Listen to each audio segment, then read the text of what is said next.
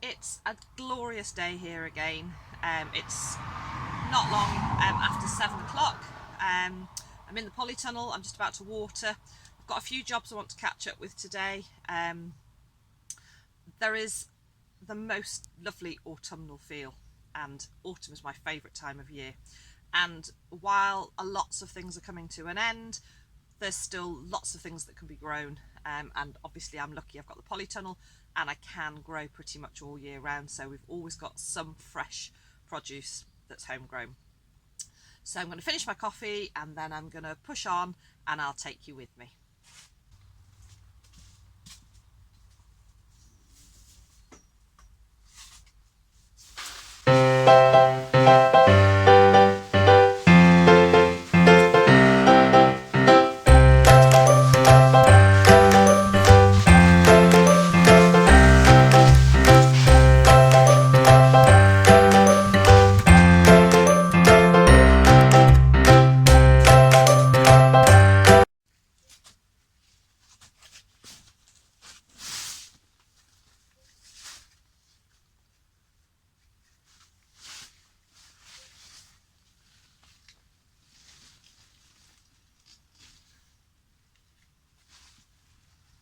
So I'm just taking off the last of the courgettes and then I'm actually going to pull these out because yeah, they're pretty much done.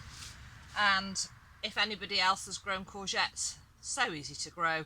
They're wonderful, but by the end of the courgette season you are really getting a bit tired of them. They're not going to produce many more now. I think this is pretty much the last one and I've still got 6 in the house to use.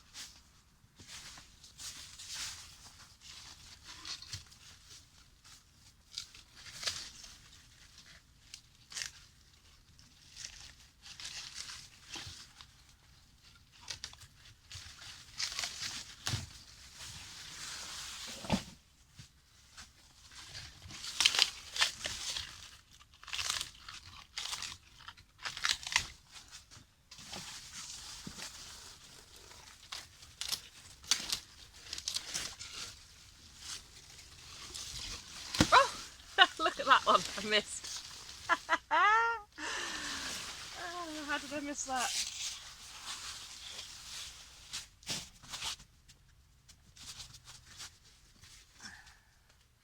A little baby one.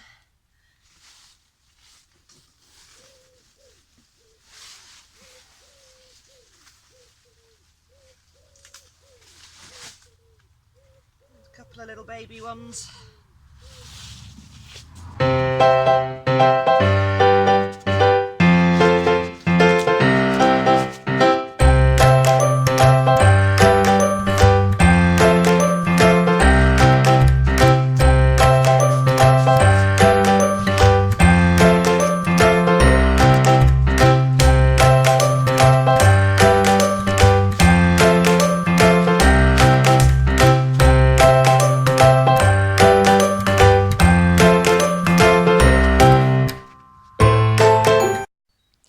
So now that I've pulled out those courgettes, you can see that it's given a little bit more space to that chard there.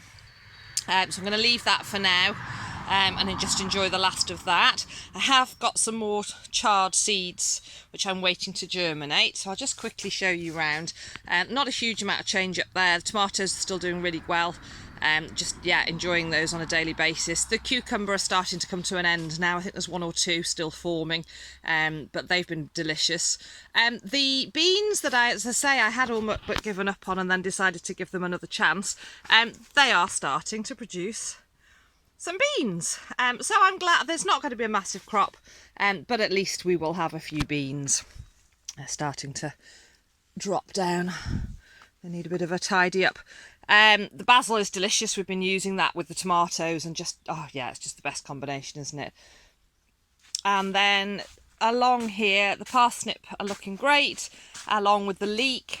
And then we've got some really good germination, and I have actually thinned out the seedlings over here. And that's the 2 varieties of carrot and the 2 varieties of turnip. And then look at this. So quite exciting. The pumpkin and the squash in here looking really good. If I just move the leaves You can probably see, I mean, they're just so pretty.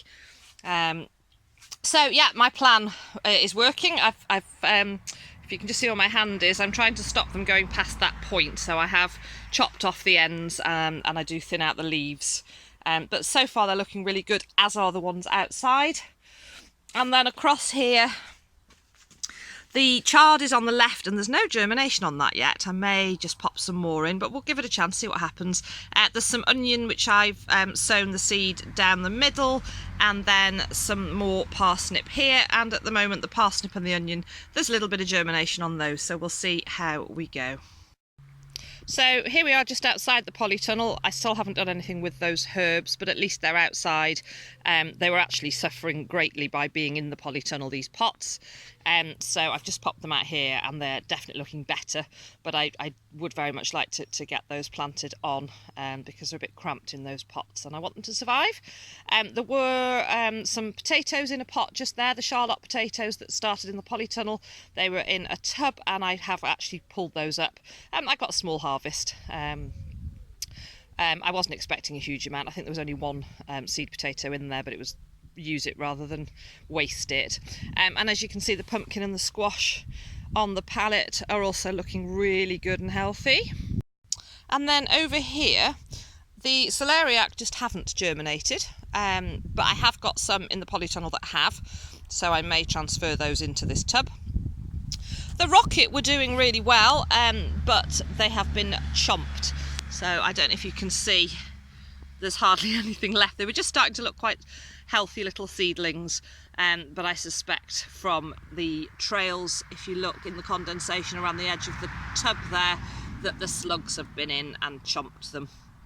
However, the broad bean here, they're looking really healthy. So for me, one of the real signs that autumn is on its way is when the hedgerows start to produce these wonderful fruits. So we've got blackberries here, and that's, if I just show you a pan around, you can see they're just near to the polytunnel there. So we have blackberries, and just over here we've got hawthorn. We have got hazelnuts, and here we have damson. This is a tree that's actually growing in the chicken area. Don't know if you can see the chickens there through the trees and the bushes. And we also have apple trees here as well. And then around the farm in the hedgerow, we also have sloe and rosehip. So we have an abundance of things to harvest through the autumn months, and we like to make preserves, and what we really like to make is gin. Sloe gin and hedgerow gin, so fruits from the hedgerow made into the most delicious gin. So I really love this time of year, and I love the autumn going into winter. They're my favourite times of year. I love the growing months, I love the summer season, but for time of the year, autumn, you can't beat it. And here I am at the outdoor flower bed, which is on the side of the woodshed. The calendula have just been wonderful, absolutely divine. I've enjoyed having them in the house. I've taken bunches to friends and family. They've just been wonderful, but they've come to an end now, so I'm going to start dealing with those. The sweet pea, they've just been beautiful. The smell is divine. I'm going to leave those for a little while longer, just let those finish, but I am going to tackle this calendula. Now, the only regret I have this year is I wish I'd harvested some of these calendula to dry the petals to be able to use them. I've learnt an awful lot over the last sort of 5 or 6 months about which of, I mean, I've always been aware that you can use the calendula and various other of the flowering plants, but I've learnt about making balms and oils. Vivi, thank you very much, you've got some lovely videos, and there's other people, books and research. So yeah, I wish I'd actually kept some of those flowers, but you know, that's the wonderful thing about growing, there's always next year. So I want to start to get rid of the calendula. They've pretty much finished and they're starting to look really untidy, so I want to clear that space now.